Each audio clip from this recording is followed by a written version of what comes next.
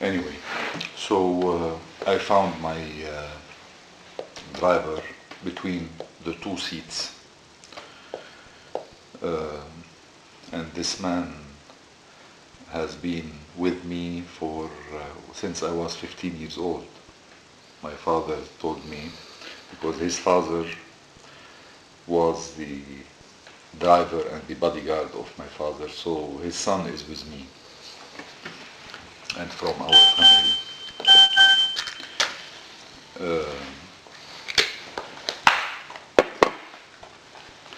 So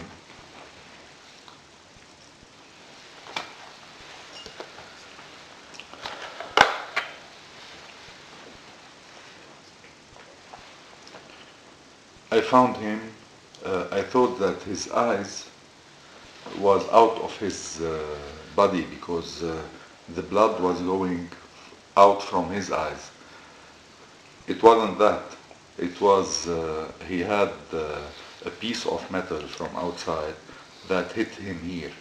So all his brain was open. But in this situation, you cannot distinguish. Of course.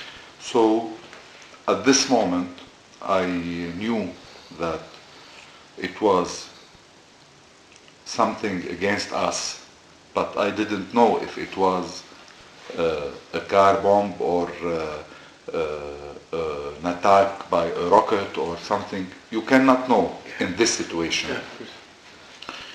So I called Colonel Baisari to see if he breathes or nothing. I called Amin, nothing. I pulled out Baisari. When I was pulling him out, I realized that my hand was broken and my nerves were cut and I had a big problem on my hands and my fingers because I couldn't move him with my hands. So I put my hands here and I pulled him out of my knees because at this time I saw the fire in the street because fumée, So the smoke. the smoke was less in front of my glass, and the airbags were opened, and they were not in front of me, so I could see. And the fire was taking place everywhere. So I said, In the car, you mean?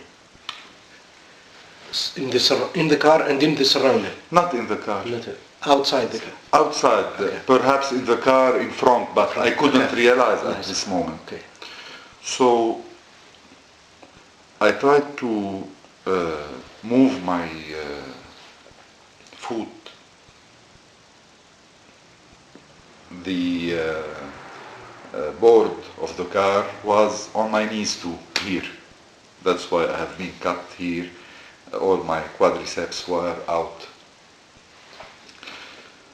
Don't ask me how, but this is God. I could take myself from the seat. The door didn't open. I put my hand and my head out of the car and I throw my body to the street. At this time, when I felt in the street, the asphalt was burning. It was very hot. Perhaps I felt 100 degrees of hot in front of me.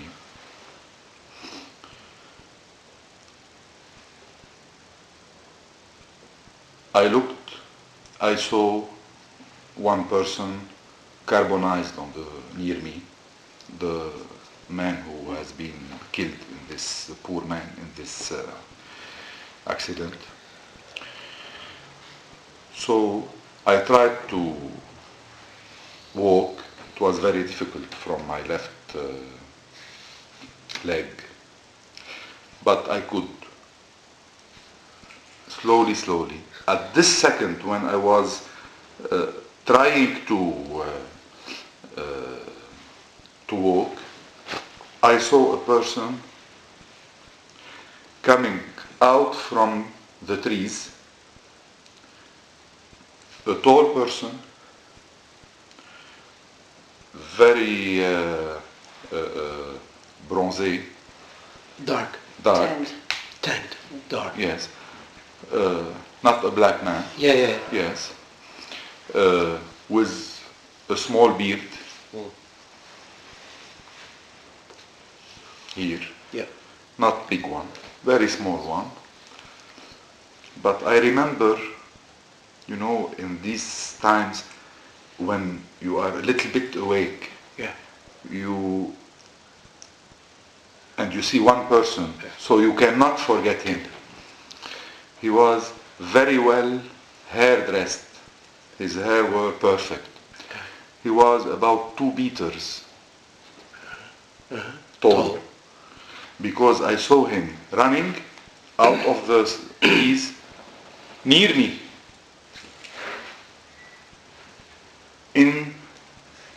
and he jumped in the villa who was in the left of the street. And why I recognized that he was very tall, because every step was very quick and very large step. He jumped on, he looked at me when he was running, and I looked at him. And he ran away, he jumped over the garden, and he disappears. So I walked until the first street. No cars, sure, because people were afraid. One car passed, didn't stop. They didn't know me. I was burned, my hair was burned, etc. Plenty of blood. Second car didn't stop. Third car, the pharmacy woman stopped. I told her, please call the Red Cross and the civil defense. I have 2 people in this car before they burn, to save at least their bodies. So she took, because she was a pharmacy, she knew immediately the numbers. She called, and we wait for 1 minute, 2 minutes, and the Red Cross were arriving with the civil defense. So I told her, take me to the American hospital, the AUB in Beirut. She said, no, you cannot afford go there, you will be killed because of the blood, you will die. So I will take you to the first hospital. She took me to Hospital Sarhal in here near Rabi. On the road, there was too many cars because roads were blocked, and I felt really very tired. I couldn't afford the blood, everything. Yeah. I asked her, please hurry a little bit. So she told me the roads are closed. I said, call the policeman. She called the policeman. So the policeman shouted on her and said, go from here, there is an explosion. So I told her, please tell him I am Dieselmotor. So she shouted on the car and she began kissing me. Poor woman.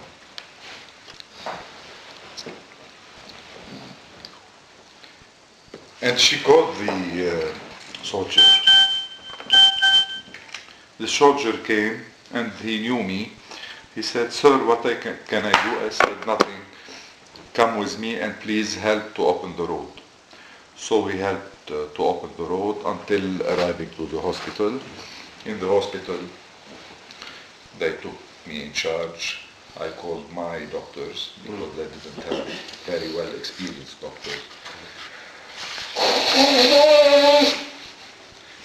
And I made 15 surgery until now.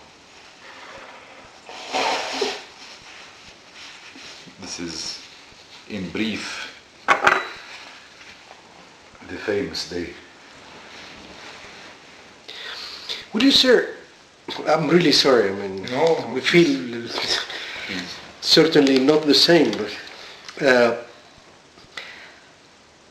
you were mentioning that you saw this person and the person who was running Yes. away, and you said that you were sure about his description, Yes. face at least, and the tall. Yes. Do you think that he was in a way involved in this? Yes, I think this is a man who pressed in the remote control. Okay. This is my feeling. You know, in such moment, Yes. you have a very big sixth sense. Yes. You feel things because his eyes were fixing me. Normally, people don't run, come to help you. That's right. Okay, I understand. One car passed with kids, they were afraid. Yes. Second car with two young girls of 18 years going to the beach, Yes. they were scared. But when you are falling in the street, Yes. a person who runs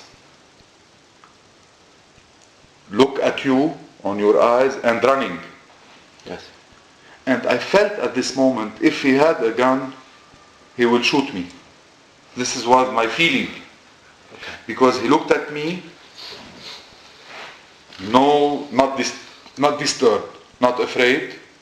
He wasn't afraid. Yes. No feeling. He looked at me, he jumped, and why he went through the forest? If he's afraid, he can go on the street. Yes. So he jumped and he go through the forest. And I think the military police, Yes. when they came to the hospital, I told the officer, because they said, we didn't find anything. I say, if you go near the garden, you will find something there, because I saw this person in this area. They go and they catch the remote control. Okay.